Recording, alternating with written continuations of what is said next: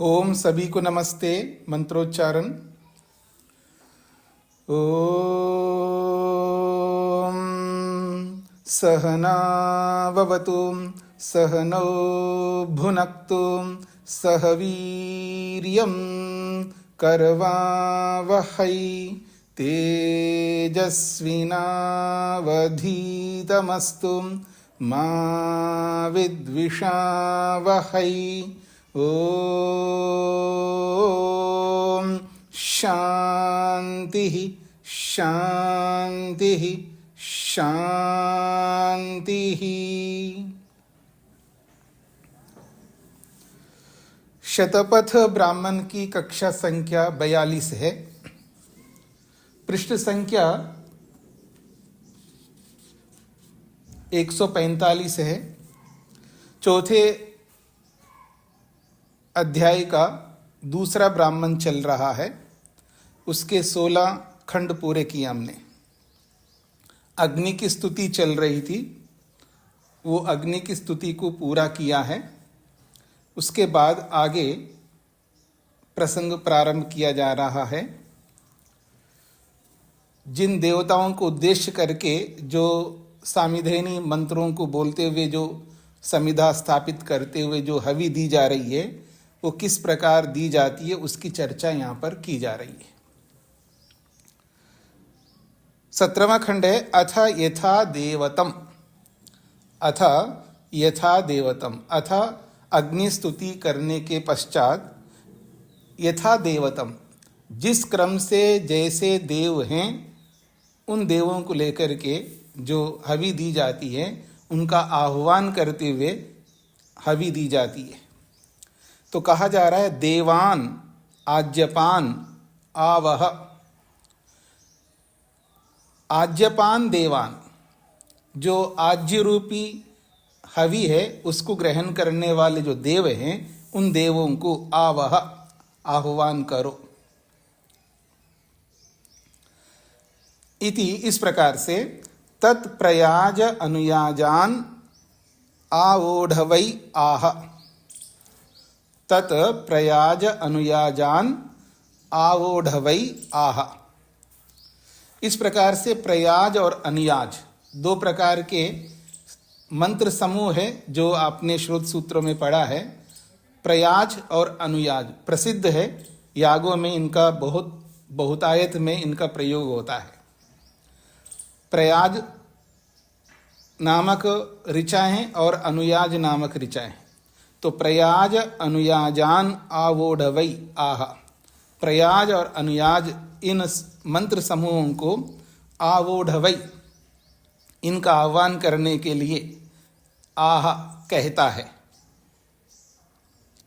यजमान जो है होता को कहता है। तो ये प्रयाज अनुयाज क्या है उसके लिए कहा जा रहा है प्रयाज अनुयाजा वै देवा आज्यपा। कहते हैं ये जो प्रयाज अनुयाज जो है ये आज्यपा देवा, ये आज्य रूपी हवि को ग्रहण करने वाले देव हैं। प्रयाज अनुयाजा वै देवा आज्यपा। प्रयाज और अनुयाज ये हवि रूपी आज्य को ग्रहण करने वाले देवों को यहाँ पर प्रयाज और अनुयाज कहा जा रहा है। कार्य कारण को एक बना करके प्रस्तुत किया जा रहा है, क्योंकि प्रयाज अनुयाज जो है ये कारण हैं देवों को बुलाने के, देवों को आह्वान करने के लिए। इन ऋचाओं के माध्यम से देवों का आह्वान किया जाता है। तो देव को और इन ऋचाओं को एक बना करके बोला जा रहा है यहाँ पर। प्रयाज अनुयाजा वै देवा आज्यपा। ये जो प्रयाज और अनुयाज है ये आज्य का ग्रहण करने वाले देव हैं। अग्निम होत्राय आवह। यजमान कहते हैं अग्निम होत्राय आवह। हे होता, अग्नि को होत्र करने के लिए, याग करने के लिए, होत्राय याग करने के लिए अग्निम आवह, अग्नि का आह्वान करो, ये कहा जा रहा है यहाँ पर। तद अग्निम होत्राय ओढ़वै आह। तो कहा जा रहा है तद अग्निम ओत्राय ओडवई आह, अग्नि को होत्र करने के लिए आह्वान करो, ये इसका तात्पर्य है। आगे कह रहे हैं स्वम महिमानम आवह इति, स्वम महिमानम आवह, स्वम अपने आप को, अपनी महिमा के लिए, यानी अग्नि की महिमा को बताने के लिए उसी अग्नि को यहाँ पर आवह बुलाने के लिए कहा जा रहा है, और उसी की महिमा को बताने के लिए उसी को आह्वान किया जा रहा है, ये इसका तात्पर्य है। स्वम महिमानम आवह, इसी बात को और स्पष्ट कर रहे हैं तत्स्वम महिमानम आवोढवै आह,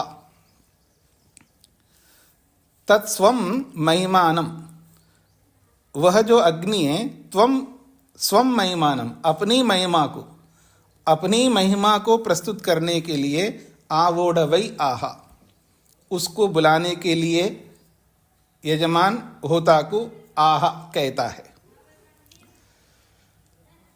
तो कहा जा रहा है उसी की महिमा क्या है, तो कहते वाग वै अस्य स्व महिमा, वाणी ही उसकी अपनी महिमा है, क्योंकि अग्नि की जो स्तुति होती है वो स्तुति वाणी से की जाती है, ऋचा रूपी वाणी से ही की जाती है। तो कहा जा रहा है वाग वै अस्य स्व महिमा, वाणी ही उसकी अपनी महिमा है।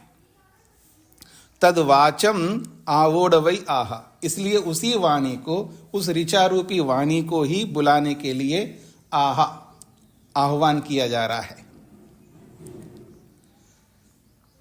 अब इसका उपसंहार किया जा रहा है, फिर उन्हीं शब्दों को बोलते हुए उसका उपसंहार कर रहे हैं, समाप्त कर रहे हैं। च वह जातवेदा सुयजा च यज इति, च वह जातवेदः सुयजा यज इति। कहते हैं जातवेदा वह, जातवेदा नामक जो अग्नि है उसको वह बुलाओ, उसका आह्वान करो। क्यों? सुयजा, उत्तम रीति से उसका यजन कर सके, सुयजा यजा, उत्तम रीति से उसका यजन कर सके, इसलिए उस जातवेदा नामक अग्नि को वह बुलाओ। तद या एव एतद देवता आवोढवै आह, तद या एव एतद देवता आवोढवै आह, या एव एतद देवता, जो ये इस प्रकार की जो इस प्रकार का जो देवता है, जिस प्रकार के, ऐसा कह सकते हैं, या एव एतद देवता, जिस प्रकार के देवता है, जिस प्रकार के देवता को बुलाने के लिए कहा है, ता एव एतदाह, उन्हीं ही देवता को या उसी देवता को यहाँ पर आह्वान किया जा रहा है। जिस प्रकार के देवता को बुलाने के लिए कहा जा रहा है वो उसी प्रकार के देवता को ही वो आह बुलाता है। एना वह अनुष्ठ्या च यजा इति यद आह सुयजा च यजा इति। कहते हैं एना वह, एना उन्हीं को, जिनको बुलाने के लिए कहा, एना ये बहुवचन है, एना वह, जिन देवताओं को बुलाने के लिए कहा ताकि अनुष्ठ्या, उनका अनुष्ठान कर सके, यजा, उसका यजन कर सके, इसलिए यद आह, जो कहा गया है, सुयजा, उत्तम प्रक्रिया से यजा, उसका यजन कर सके।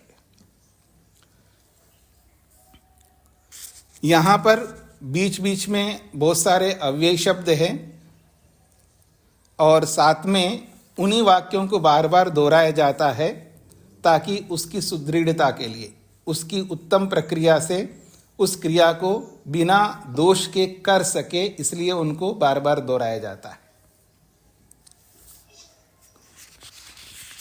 हाँ जी, स्पष्ट हो रहा है जी कुछ आप लोगों को? 17वां खंड, इसका मुख्य तात्पर्य ये है कि यजमान होता को देवताओं का आह्वान करने के लिए बोलता है। जिन देवताओं को हवि देनी है उन देवताओं का आह्वान करो, अर्थात उनकी स्तुति करो, उन ऋचाओं का उच्चारण करो, ये बोलने के लिए ये खंड है, ये इसका सार है।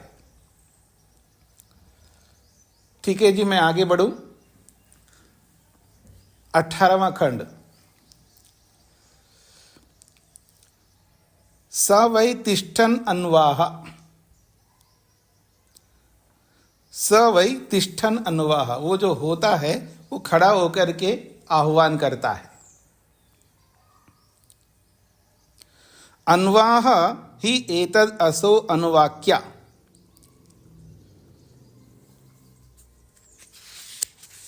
कहते हैं अन्वाह ही एतद् असो अनुवाक्या।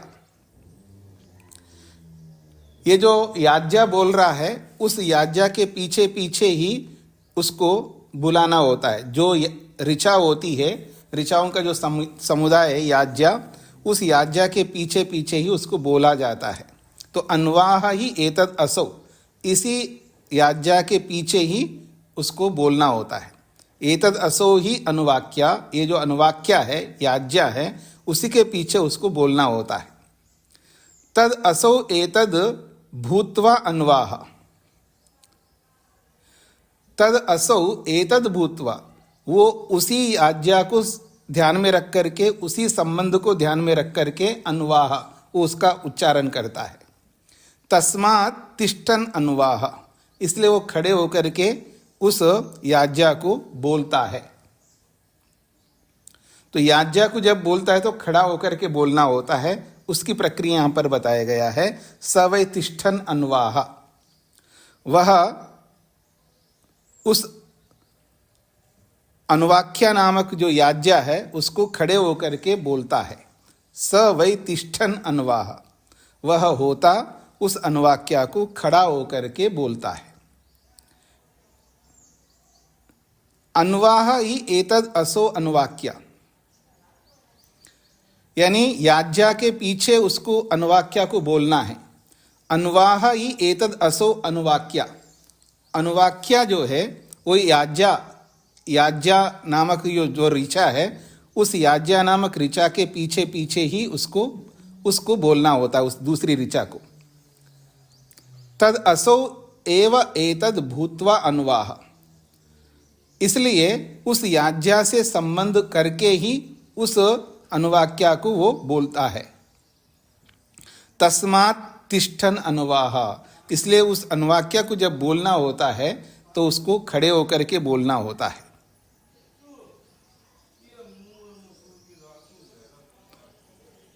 आसीनो याज्ञाम यजति, अच्छा ये अनुवाक्या का है। अनुवाक्या को जब बोलना होता है तो उसको खड़े होकर के बोलना है। और आसीनो याज्ञाम यजति, और बैठ करके याज्ञा नामक ऋचा को बोलता है। 18वें खंड में अनुवाक्या को खड़े होकर के बोलता है और आसीनो याज्ञाम यजति, बैठ करके वो याज्ञा को बोलता है। इयम ही याज्ञा तस्मात् न कश्चन तिष्ठन् याज्ञाम यजति। इयम ही याज्ञा, ये ऐसी ही याज्ञा है, ऐसी ही ऋचा है जिसको बैठ करके बोलना होता है।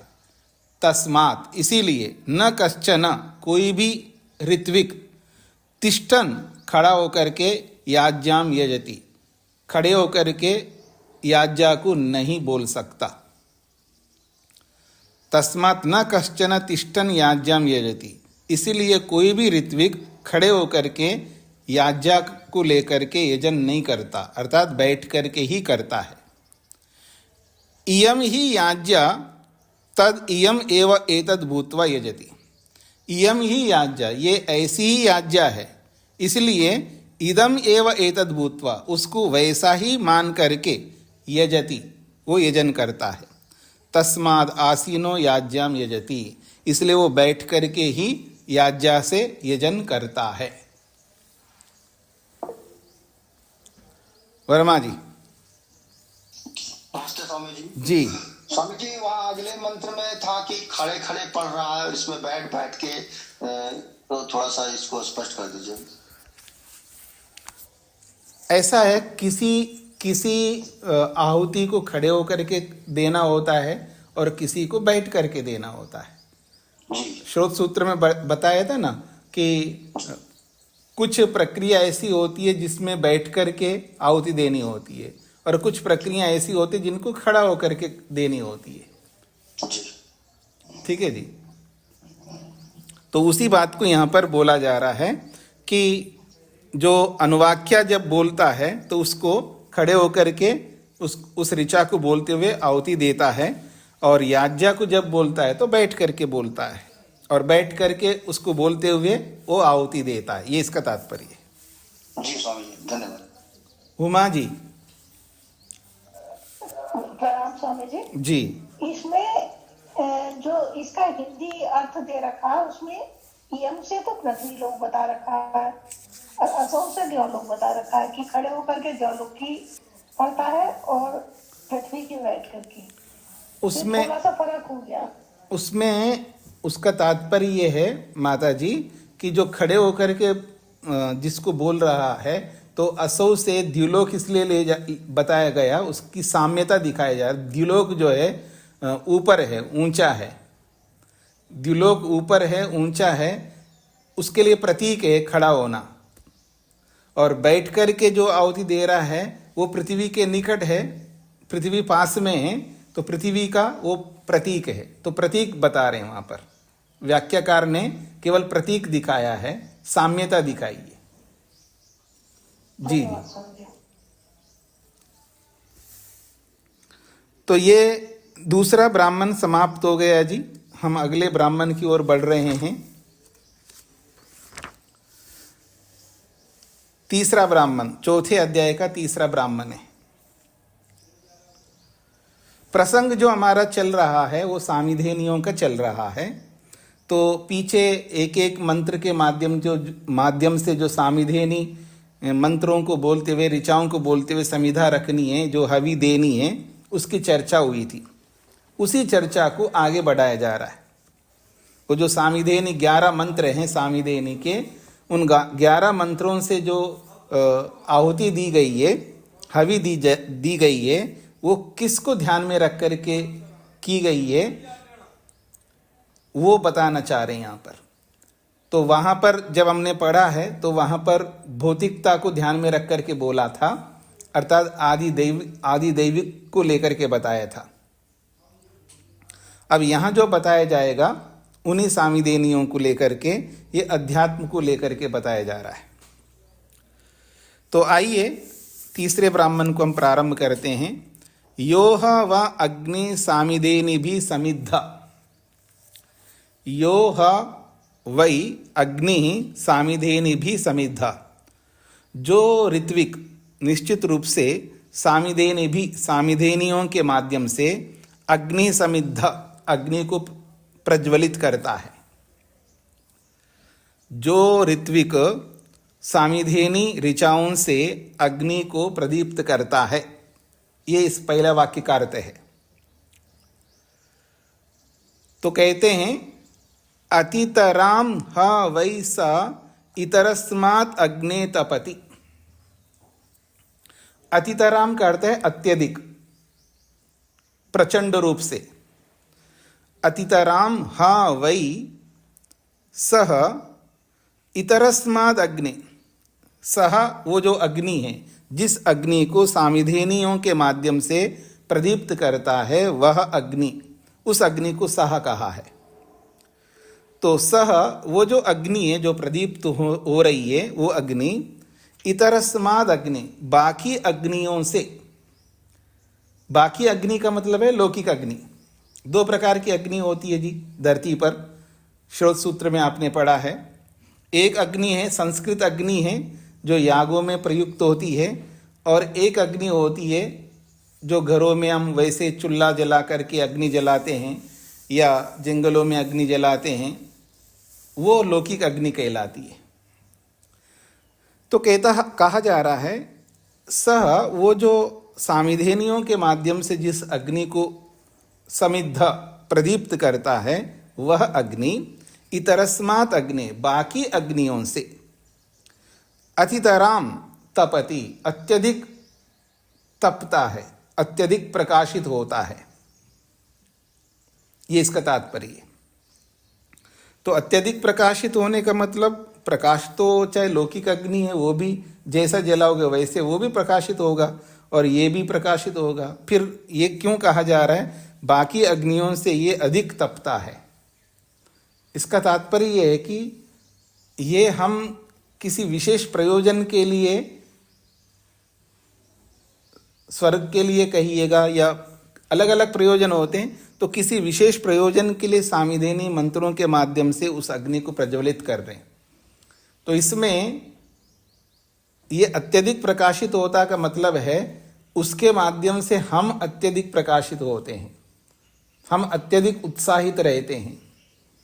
विशेष प्रयोजन को ध्यान में रख करके जब व्यक्ति कोई कर्म करता है तो कैसे प्रसन्न होता है, कैसे उत्साहित होता है, उसको इसके साथ जोड़ करके बोला जा रहा है।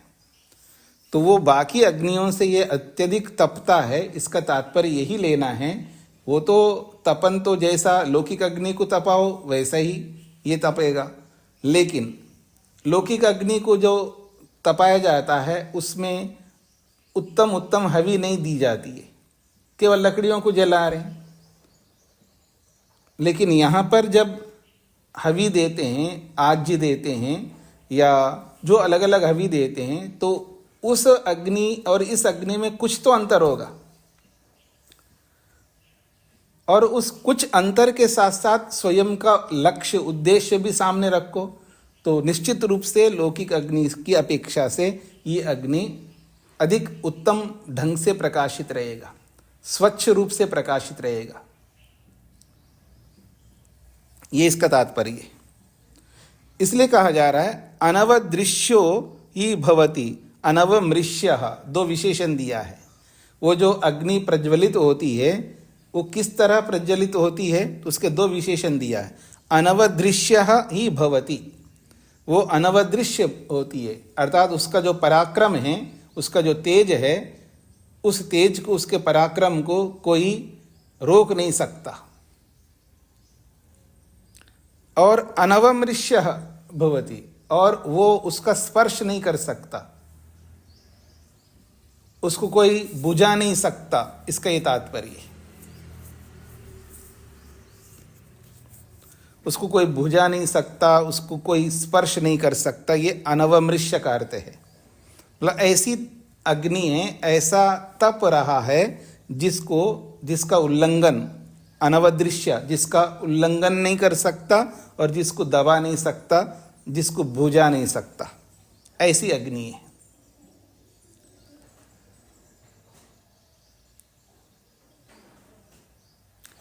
फिर कहा है दूसरे खंड में स यथाह एव अग्नि सामिधेनि भी समिद्ध तपति एवं ह एव ब्राह्मणा सामिधेनि विद्वान अनुभ्रुवन। कहते हैं स यथाह एव अग्नि सामिधेनि भी समिद्ध, यथा जैसे, सह वह अग्नि, यथा जैसे, निश्चित रूप से वह अग्नि, सामिधेनि भी समिद्धा, सामिधेनी ऋचाओं से प्रदीप्त होकर के तपति, तपता है, प्रकाशित होता है, चमकता है। एवं, उसी प्रकार से, एवं ह एव ब्राह्मण, वैसा ही जैसे सामिधेनी ऋचाओं से अग्नि प्रकाशित होता है, वैसा ही ब्राह्मण, ये जो ऋत्विक है, ब्राह्मण है, अथवा ये जो यजमान रूपी जो ब्राह्मण है, वो ब्राह्मण भी सामिधेनी, इन सामिधेनी मंत्रों के कारण से विद्वान अनुभ्रुवन, वो भी विद्वान, महान, श्रेष्ठ बन जाता है। यानी वो यजमान हो या वो ऋत्विक हो, वो भी सामिधेनी मंत्रों के माध्यम से वो भी श्रेष्ठ बन जाता है। क्योंकि उन सामिधेनी मंत्रों को वो विद्वान बोलता हुआ वो भी कैसा बन जाता है, अनवदृश्य, वो भी किसी से दबेगा नहीं, किसी से पराजित नहीं होगा, उनके पराक्रम को कोई रोक नहीं सकता। वो ब्राह्मण, वो ऋत्विक, वो यजमान भी अनवदृश्य, वो भी अनवदृश्य बन जाता है। अनवमृश्य भवति, और वो उसको कोई समाप्त नहीं कर सकते, उसको कोई मार नहीं सकते, इसका तात्पर्य। या उसके प्रयोजन को कोई रोक नहीं सकते, उसके प्रयोजन को कोई स्पर्श नहीं कर सकते। ये अग्नि के समान सामिधेनी मंत्रों के माध्यम से जो अग्नि जिस प्रकार प्रकाशित होता है, उसके समान ही ब्राह्मण प्रकाशित होता है। जैसे अग्नि जो है न रुकने वाली होती है, न बुझने वाली होती है, वैसे ही ये विद्वान इन सामिधेनी मंत्रों को बोलता हुआ वो भी वैसा ही बनता है, ये कहा गया है। दूसरा खंड स्पष्ट हो गया जी।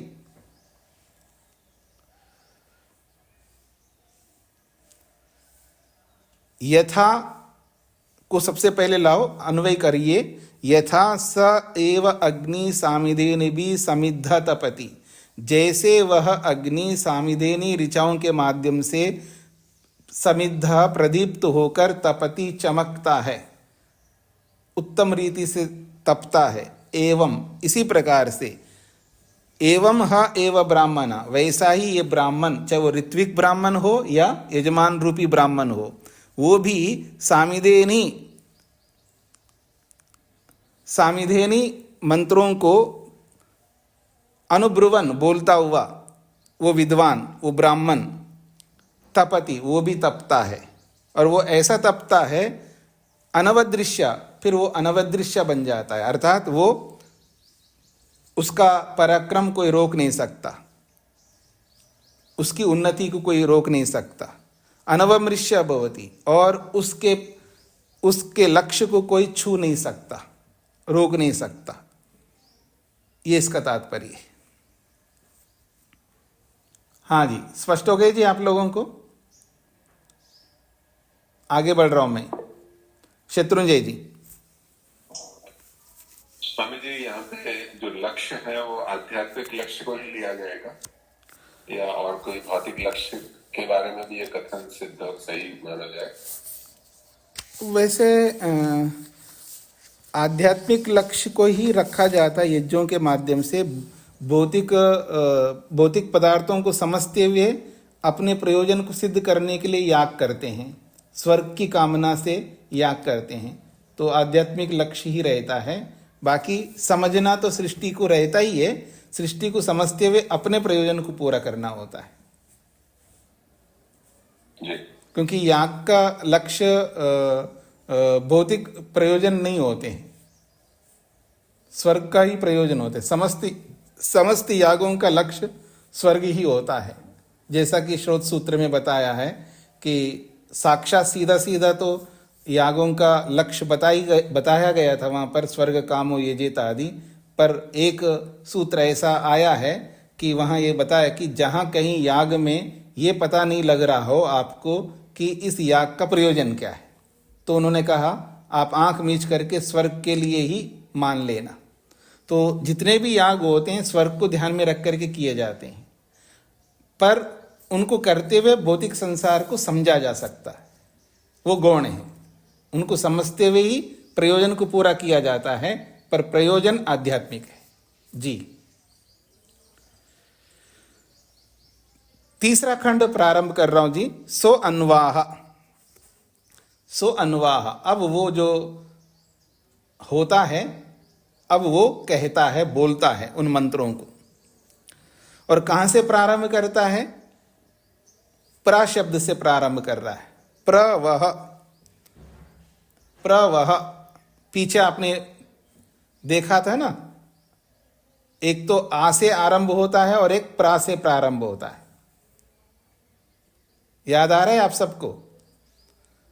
एक है प्रा शब्द से प्रारंभ होता है और एक आश शब्द से प्रारंभ होता है। तो प्रा शब्द से प्रारंभ होने वाला प्रवा, पीछे का मंत्र आया था, वो प्रवा से शुरू होता है। तो प्रवा इति, यहां से वो प्रारंभ करता है। तो ये जो प्रा से जो प्रारंभ करता है, ये प्रा है क्या? उसको कहते हैं प्राणो वै प्रवान। प्राणो वै प्रवान, ये जो प्रवा है, प्रवान का प्रा वाला, प्रवान का अर्थ है प्रा वाला। ये जो प्रा वाला है ये कौन है? ये प्रा वाला तो कहते प्राण, वो प्राण है।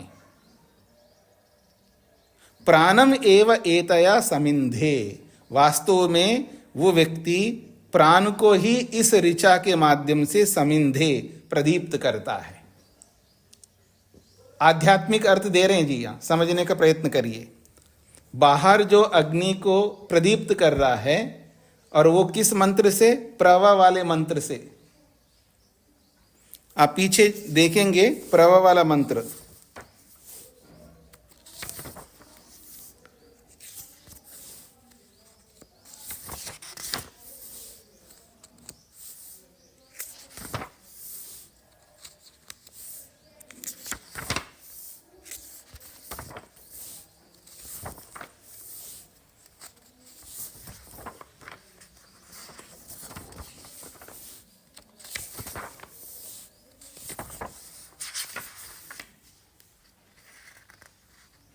प्रवो वाजा अभिद्यवो अविष्मंतो घृताच्य देवान जिगाति सुम्नयु।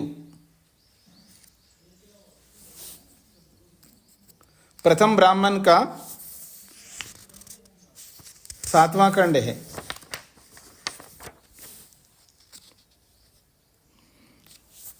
प्रवो वाजा अभिद्यवो अविष्मंतो घृताच्य देवान जिगाति सुम्नयु।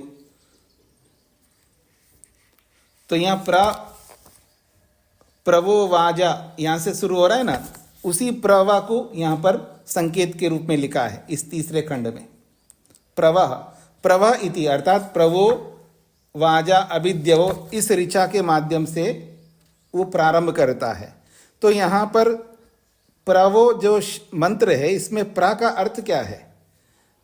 प्राणो वै प्रवान। ये जो प्रा शब्द है ये मात्र केवल प्रा नहीं है, वास्तव में ये जो प्रा शब्द है वो प्राण के लिए है, ये कहना चाहते हैं। प्रवान वै प्राण, ये जो प्रा वाला जो शब्द है, प्रा वाला जो मंत्र है, उस मंत्र के माध्यम से जो बोला जा रहा है वो प्रवान कौन है? अर्थात प्रा वाला मंत्र कौन है? तो प्राण, वो प्राण है।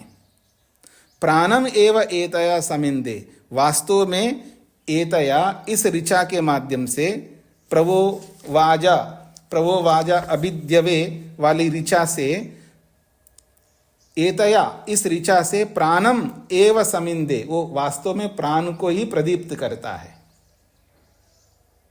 अपने अध्यात्म मतलब अपने शरीर के अंदर जो प्राण है उस प्राण को ही वो प्रदीप्त करता है। फिर दूसरा मंत्र है आ वाला मंत्र। ये तो प्रा वाला मंत्र हो गया, और वो दूसरा मंत्र है वो आ वाला मंत्र। तो कहते हैं अग्न आयाई वीतये इति।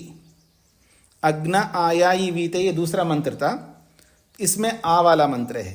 तो जो आवान है, जैसे ये प्रावान है तो वो आवान कहलाएगा। ये जो आवान है वो आवान कौन है? अपाना व एता, वो अपान है। अपान वही वो अपान है। एतावान अपानम एव एतया समिंदे। एतावान ऐसा ही है, वो आ वाला जो मंत्र है वो एतावान अर्थात इसी अपान वाला ही है। तो एतया इस ऋचा से, अग्न आयाई वीतये इस ऋचा से अपानम एव समिंधे, वो अपान नामक प्राण को ही समिंधे प्रदीप्त करता है।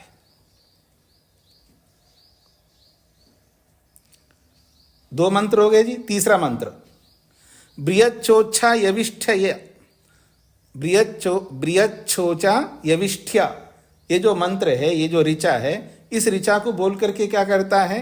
तो उदानो वै बृहच्छोचा, ये जो बृहच्छोचा है ये वास्तव में उदान है। उदानम एव एतया समिंदे, उदान नामक प्राण को ही इस ऋचा से प्रदीप्त करता है। हाँ जी, आप लोगों को ये मंत्र पीछे प्रथम ब्राह्मण में ये सारे मंत्र आ चुके हैं, याद कर लीजिएगा। समझ में नहीं आए तो पीछे जाकर के आपको देखना होगा। तो पहला मंत्र है प्रवो वाजा अभिद्यवो अविष्मंता घृताच्या, उस मंत्र को बोल रहा है और उसमें जो प्रा शब्द आया है वो प्रवान जो है वो प्राण कहलाता है। वास्तव में उस ऋचा को बोलता हुआ वो प्राण को ही प्रदीप्त कर रहा है। बाहर तो अग्नि को प्रदीप्त कर रहा है, तो वो जो बाहर की जो अग्नि जो प्रदीप्त हो रही है या हो रहा है वो वास्तव में बाहर तो केवल एक सिंबल है, अंदर के जो प्राण हैं उसको प्रदीप्त कर रहा है। अब अंदर के प्राण को प्रदीप्त करने का तात्पर्य क्या लेंगे जी आप?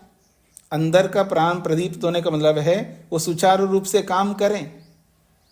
उसको प्रदीप्त करने का अभिप्राय है वो प्राण प्रॉपर वे में काम करे, सुचारू रूप से काम करे, यही उसको प्रदीप्त करना है। यदि हमारे प्राण जो है ना ठीक प्रकार से व्यवहार करते हैं, अर्थात ठीक से चलते हैं हमारे प्राण, तो हम मरेंगे नहीं जल्दी, याद रखना। प्राणों में गड़बड़ होता है तभी तो मानते हैं, प्राण तभी तो चले जाते हैं शरीर से छोड़ करके। प्राण कब निकलते हैं? जब शरीर के अंदर अव्यवस्था हो जाती है, प्राण ठीक से नहीं चलते हैं, तभी तो हमारी मृत्यु होती है। तो यहाँ कहा जा रहा है प्राण को ही वो वास्तव में प्रदीप्त कर रहा है। बाहर अग्नि को प्रदीप्त करते हुए अपने अंदर के प्राण को प्रदीप्त कर रहा है, और ऐसे ही अपने अंदर के अपान को प्रदीप्त कर रहा है, ऐसे ही वो अपने उदान को प्रदीप्त कर रहा है, ये कहना चाह रहे हैं शत्रुंजय जी। स्वामी जी, प्राण से आत्मा अर्थ भी लिया जा सकता है क्या, या भौतिक प्राण ही लिया जाए, श्वास प्रश्वास ही? श्वास प्रश्वास ही लेना चाहिए, क्योंकि अब प्राण मात्र अकेला नहीं है ना, प्राण भी है, अपान भी है, उदान भी है, फिर आगे उदान के बाद समान भी है, व्यान भी है, इन्हीं भौतिक प्राणों को ही कहा जा रहा है। जी जी जी, क्योंकि ये सब अध्यात्म में आएंगे ना। शरीर के अंदर जो कुछ भी है वो सब अध्यात्म में आते हैं। शरीर से लेकर के 10 प्राण, 10 इंद्रियां, मन, अहंकार, महतत्व, ये सब अध्यात्म में ही आते हैं। इतना ही नहीं, मन के अंदर जितने भी संस्कार हैं वो सारे के सारे संस्कार अध्यात्म में आते हैं, और जितनी भी अविद्या है वो भी अध्यात्म में आती है, वो अविद्या भी, और जितनी भी विद्या है वो भी अध्यात्म में आती है। और आत्मा तो है ही, अध्यात्म में आता है, और परमात्मा ही। अध्यात्म का अर्थ केवल आत्मा परमात्मा नहीं लेना है, शरीर से लेकर के सभी को लेना है जो हमारे अंदर विराजमान है। या मैं दूसरे शब्दों में कहूं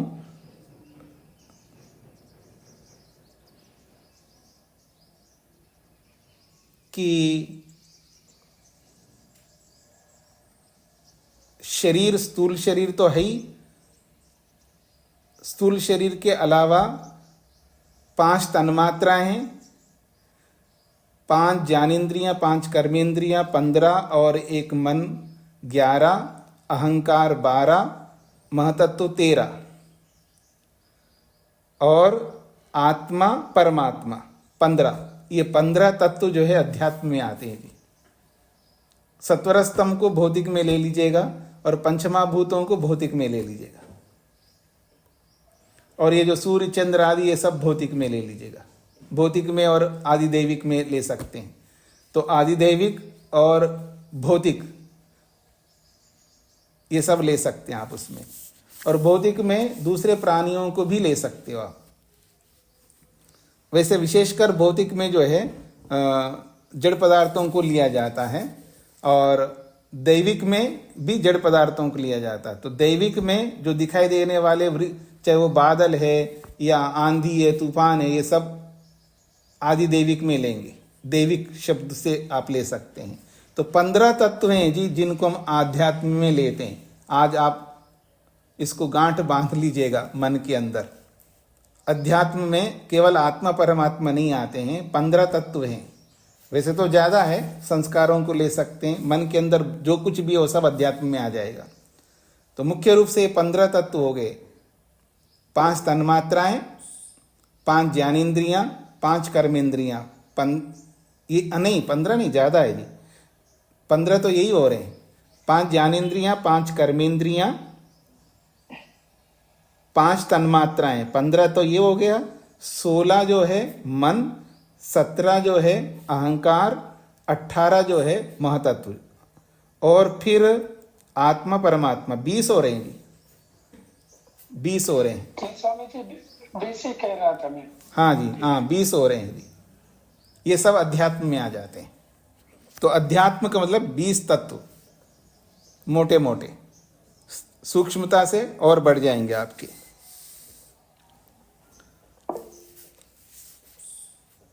पुष्पेंद्र जी। नमस्कार स्वामी जी। जी एक बार कृपा करके दोबारा बोल दीजिए स्वामी जी, लिखने में तीन छूट गए हैं जी। हाँ जी, 5 तन्मात्राएं। मैं वैसे स्थूल शरीर को भी ले लूंगा तो ये स्थूल शरीर भी 21वां हो जाएगा। स्थूल शरीर से चलता हूं, स्थूल शरीर, फिर 5 तन्मात्राएं, स्थूल शरीर, 5 तन्मात्राएं, 5 ज्ञानेंद्रियां, 5 कर्मेंद्रियां,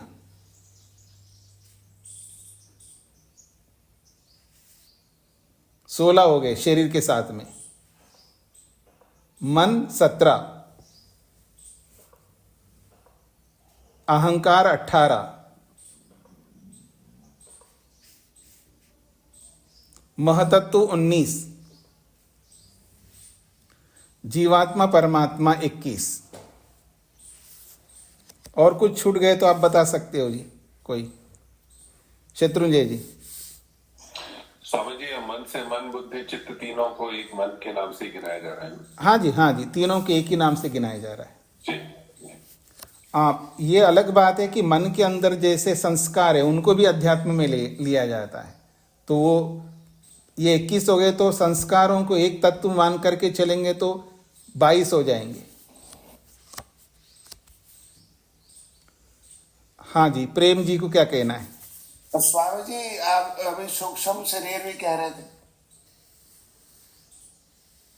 हाँ जी, सूक्ष्म शरीर भी बता रहे थे अभी। कौन सा सूक्ष्म? अभी आप इन ये जो गिनवाए ना आपने जी, इनमें सूक्ष्म शरीर भी गिनवाया था अभी। हाँ, तो ये जो तत्व ये सब सूक्ष्म शरीर के अंतर्गत भी आते हैं ना। अभी जितने तत्व बताए हैं उनमें से कुछ सूक्ष्म शरीर के अंतर्गत आते हैं, कुछ नहीं आते हैं। स्थूल शरीर तो सूक्ष्म शरीर के नहीं, अंदर नहीं आता है, आत्मा नहीं आता, परमात्मा नहीं आता है। इन तीनों को छोड़ करके सभी सूक्ष्म शरीर में आ ही रहा है जी। रविंद्र जी। नमस्ते स्वामी जी। जी, सांख्य दर्शन में 24 ये बताए वो श्लोक। नहीं, हम केवल अध्यात्म को लेकर, वो तो 24 तत्व तो अलग है। ये केवल अध्यात्म में क्या आता है ये बता रहा हूं मैं। कई बार अध्यात्म शब्द से लोगों को लगता है कि आत्मा परमात्मा को अध्यात्म मानते हैं। ऐसा नहीं है। अध्यात्म प्रारंभ होता है स्थूल शरीर से। स्थूल शरीर भी अध्यात्म के अंतर्गत आता है, और स्थूल शरीर के बाद में 5 तन्मात्राएं, वो भी हमारे शरीर के अंदर है, वो भी अध्यात्म में आता है। जो शरीर के अंदर जो है वो सब अध्यात्म में आता है। बाहर शरीर दिखता, ये भी अध्यात्म में आता है। 5 तन्मात्राएं भी आती हैं शरीर के अंदर, वो भी अध्यात्म है। ज्ञानेंद्रियां, कर्मेंद्रियां भी अध्यात्म हैं। मन, अहंकार, महतत्व, ये सब अध्यात्म हैं। और आत्मा परमात्मा तो है ही, ये जो सब जानते हैं। ये कह रहा था जी। जी हाँ जी, शोभा जी। नमस्ते स्वामी जी। जी। स्वामी जी, ये प्राण 10 प्राण आपने बताए थे, तो वो नहीं आएंगे अध्यात्म में? हाँ, वो ठीक बात है। तो 10 प्राणों को भी ले लीजिए तो संख्या बढ़ती जा रही है, देखना। अध्यात्म में 10 प्राण भी आ जाएंगे, बिल्कुल ठीक है। हाँ, वीरेंद्र जी को क्या कहना है? राम स्वामी जी। जी, स्वामी जी, आदि दैविक में फिर क्या है, उसको भी थोड़ा सा बता दें। आदि दैविक में तो देखिए जाइए, जो प्राकृतिक आपदाओं से जो भी हमको प्राप्त होता है वो सब आदि दैविक में आ जाते हैं। यानी वैसे यहाँ आदि दैविक दुखों की दृष्टि से हम नहीं देख रहे हैं, यहाँ पर देख रहे हैं जो याग में हम एक तो जड़ देवताओं को आहुति देते हैं, एक अध्यात्म देवताओं को लिए भी आहुति देते हैं हम लोग। अभी बताया जा रहा है, उससे आपको स्पष्ट हो जाएगा। तो जो भौतिक देव है जैसे सूर्य है, चंद्र है, ये भौतिक आ जाएंगे। चंद्रमा है, सूर्य है, नक्षत्र है, ऐसे बहुत बाहर के जो जड़ देवता है, पृथ्वी है, जल है, अग्नि है, वायु है, ये सब जड़ देवता जितने भी बाहर के हैं ये सब भौतिक में आएंगे। जी जी जी। हाँ, आर्य जी को क्या कहना? ओम नमस्ते स्वामी जी। जी ये जो योग दर्शन का तृतीय पाद का 15वां सूत्र है, उसमें जो चित्त के 7 धर्म बताए हैं जो जिनका दर्शन नहीं किया जा सकता, वो भी इसके अंतर्गत आएंगे। हाँ जी, उसमें एक संस्कार तो आपने बोल दिया है। और हाँ जी, हाँ जी, जो मन के अंदर जितने भी है, मन के अंदर जो भी है वो सब अध्यात्म में आएंगे। जी जी। शत्रुंजय जी। स्वामी जी थोड़ा सा स्पष्ट करना शायद अपेक्षित होगा कि ये अध्यात्म की जो बात हो रही है वो अलग है, जब आध्यात्मिक लाभ की हम बात करते हैं तो वो अलग अर्थ में आध्यात्म शब्द का प्रयोग होता है। हाँ, आध्यात्मिक लाभ शब्द से जब लेंगे तो वो आध्यात्मिक शब्द से जो भी लाभ होंगे वो सब इनके साथ ही जुड़ा रहेगा ना जी। वो केवल आध्यात्मिक लाभ से केवल आत्मा परमात्मा का लाभ या समाधि का लाभ इतना ही नहीं लेंगे। शरीर अगर स्वस्थ है तो ये भी आध्यात्मिक लाभ ही है। जी, तो वहां पे फिर ये एक शंका आएगी कि जो शारीरिक प्रगति, शरीर की सुरक्षा इत्यादि में लगे हों वो भी आध्यात्मिक प्रगति कर रहे हैं, ये कथन कहना होगा, तो उसको थोड़ा सा स्पष्टीकरण अपेक्षित है। हाँ जी, हाँ, इस रूप में आप कह सकते हैं जो केवल शरीर में ही लगे रहते हैं, बाकी शरीर के अंदर जो चीजें रहती हैं उनमें नहीं लगे रहते हैं, उतना भाग आप अंतर कर सकते हैं। क्योंकि शरीर को भी अध्यात्म माना है ना, यहाँ पर शरीर को भी आध्यात्मिक माना है, तो इस दृष्टिकोण से हम शरीर को लेंगे ही। लेकिन जो केवल शरीर में लगे रहते हैं, जैसे कोई केवल आसन में लगे रहे, तो मोटे रूप से कहीं योग नहीं कर रहा है आदमी, ऐसा बोला जाता है। केवल व्यायाम कर रहा है या शरीर के आसनों को मात्र कर रहा है। ठीक है, तो केवल आसन करने मात्र से योग नहीं है, क्योंकि योग नहीं है ऐसा नहीं बोलेंगे उसको, यानी वो पूरा योग नहीं है। थोड़ा सा आप विशेषण जोड़ना पड़ेगा। वो पूर्ण योग नहीं है केवल आसन करना, केवल प्राणायाम करना, केवल धारणा करना। बहुत सारे लोग केवल धारणा करते हैं, त्राटक करते हैं, मन को एक जगह टिकाने का बहुत अभ्यास करते हैं, उसी को योग मानते हैं।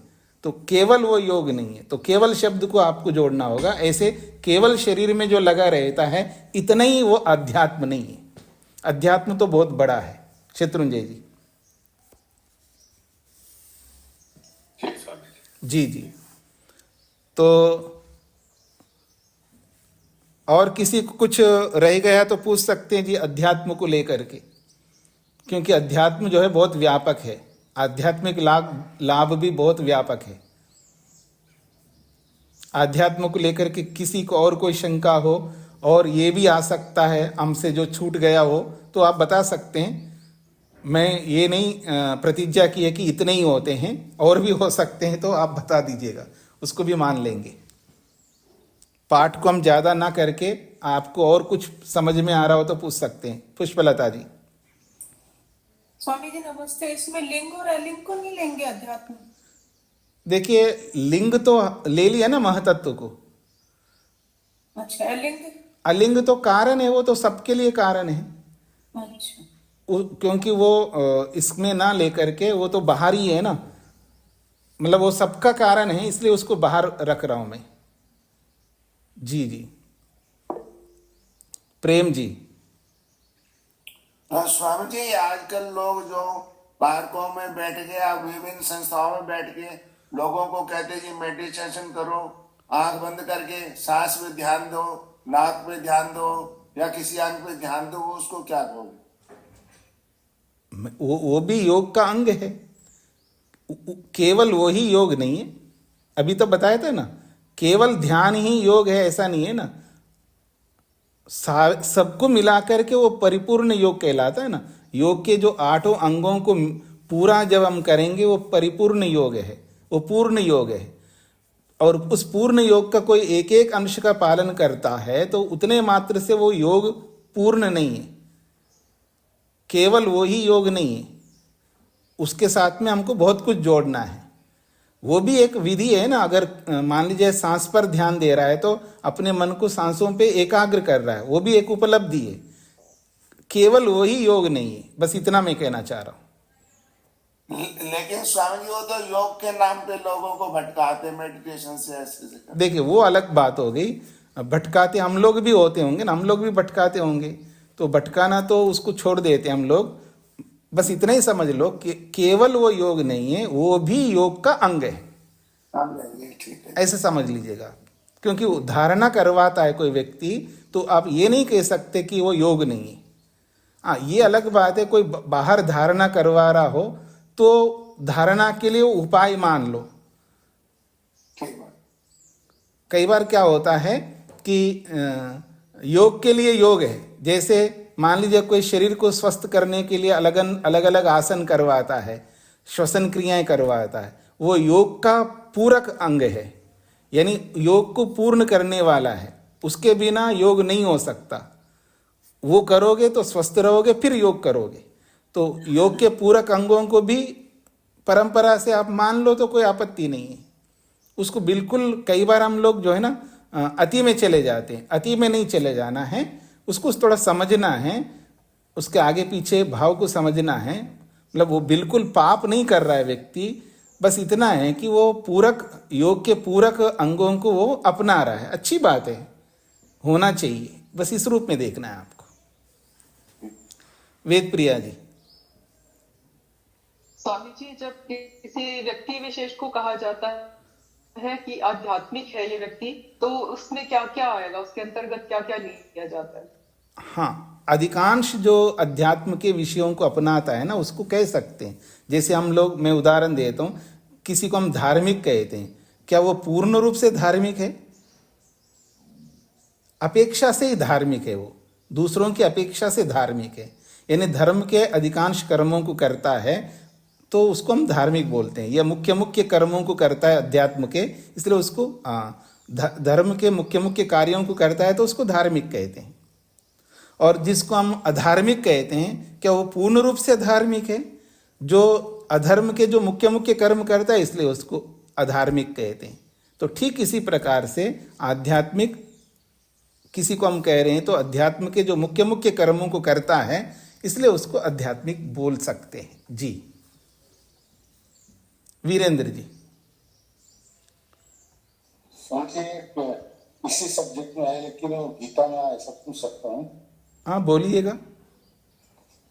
अर्जुन ने एक प्रश्न पूछा कृष्ण से, किम तत् ब्रह्मम किम अध्यात्मम किम कर्म पुरुषोत्तम अधिभूतम च किम प्रोक्तम अधिदैवम किम उच्यते। जी, तो यही माने जो आपने बताया। देखिए, जो वो तो पूर्वा प्रसंग को देखना होगा, वो क्या कहना चाहते हैं। केवल इतने से समझ में नहीं आएगा वो क्या कहना चाहते हैं, उसके आगे पीछे को देखना होगा। पूरी गीता मेरे सामने नहीं है, अर्थात मेरे मन में वो पूरा प्रसंग नहीं है। वो किस बात को ध्यान में रख करके बोला जा रहा है, उसको देखना पड़ेगा। जी, कोई बात नहीं, उसमें से जो इसके साथ जुड़ता है उसको उतना मान लीजिएगा। शत्रुंजय जी। स्वामी जी, आपने जो अभी बातें कही वो काफी महत्वपूर्ण है, एक पूर्णता की दृष्टि से। यहाँ ब्रह्म कुमारी इसमें कई बार हम देखते हैं कि शरीर को बिल्कुल ही इग्नोर किया जाता है और बहुत सारी क्रियाओं को वो अनावश्यक समझ के छोड़ देते हैं। और अध्यात्म के नाम पे, अध्यात्म मतलब आत्मा परमात्मा चिंतन को ही जब मान लिया जाता है, तो जो पूर्ण लाभ है वो नहीं हो पाता है। ये समस्या तो होती है। जी जी जी, बिल्कुल। न केवल ब्रह्म कुमारी में हो, चाहे विपश्यना वाले भी ऐसा ही, उनका विशेष ध्यान उसी में रहता है, शरीर पर विशेष ध्यान नहीं रहता है। तो उतने मात्र वो अच्छी बात है, ऐसा करना हर कोई नहीं कर सकता है जो वो लोग करते हैं। घंटों बैठ करके अपने आप को देखना, अपने संस्कारों को देखना, अपने श्वास प्रश्वास को देखना, अच्छे काम करते हैं, लेकिन उतना ही योग है वो भी नहीं है। और हम लोगों में भी, हम केवल सुबह शाम बैठ करके ध्यान मात्र करते हैं, 1-1 घंटा ध्यान करते हैं, इतना मात्र ये भी योग नहीं है। बाकी हमारा यम नियम उसके अनुरूप नहीं है तो इसलिए ये सभी के साथ में जुड़ेगा, चाहे वो आर्य समाजी हो, चाहे वो अध्यात्मवादी हो, चाहे वो भौतिकवादी हो, जो कोई भी हो, ये सबके साथ जोड़ेगा। हम केवल किसी एक पक्ष को लेकर के किसी का हम खंडन या उसको नीचे दिखाना, उसको कुछ भी ना मानना, ऐसा हम नहीं कर सकते। बस हमको पूर्णता को ध्यान में रख करके ही विचार करना होगा, तब हम आगे बढ़ सकते हैं और अपने आप को भी उसके अनुरूप बना सकते। नहीं तो हम इस अहंकार में रहेंगे कि हम तो हम तो आध्यात्मिक हैं, बाकी लोग आध्यात्मिक नहीं हैं, ऐसे कह करके बहुत अहंकार में जाएंगे तो हम भी नीचे गिरेंगे, उनसे भी ज़्यादा नीचे गिरेंगे। तो ऐसा ना हो करके एक एक अंग महत्वपूर्ण है, उन सारे अंगों को मिला करके परिपूर्णता आती हो, चाहे शरीर हो, चाहे वो कोई भी हो, जो अभी हमने अभी बातचीत किया उन सब में। तो कोई किसी को ध्यान ही नहीं दे रहा हो शरीर को, लेकिन वो बहुत अच्छा ध्यान करता हो, तो वो बहुत अच्छा ध्यान बाहर की दृष्टि से जरूर हो सकता है, अंदर की दृष्टि से नहीं होगा।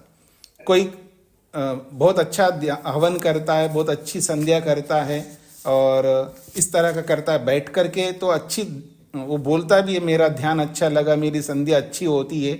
इतने मात्र से हम उसको आध्यात्मिक के अंतर्गत लें या ना लें, उस पर विचार करना होगा। चाहे वो आर्य समाज के विद्वान हो, चाहे वो बिना आर्य समाज के विद्वान हो, तो चाहे कोई भी हो, हमको पूर्णता को ध्यान में रख करके ही नापना होगा। जी, और किसी कुछ कहना है जी? चलो, अच्छी चर्चा हो गई जी, अच्छी बात है अध्यात्म को लेकर के, क्योंकि आवश्यक थी ये बातें, क्योंकि कई बार अध्यात्म से केवल आत्मा परमात्मा को ही हम समझने लगते हैं, तो वो त्रुटि रहेगी। अध्यात्म शरीर से ही प्रारंभ करना होगा। जी ठीक है, फिर इसको आज इतने ही रखते हैं। इस पहले यानी 3 खंड हमने तीसरे ब्राह्मण के किए हैं, इसको दोबारा देखते हुए हम आगे बढ़ेंगे आगे, ताकि वो एक रूपता रहेगी। इसको यहीं पर विराम देता हूं। 2 दिन अवकाश रहेगा जी, कल और परसों। ओम शांति शांति शांति।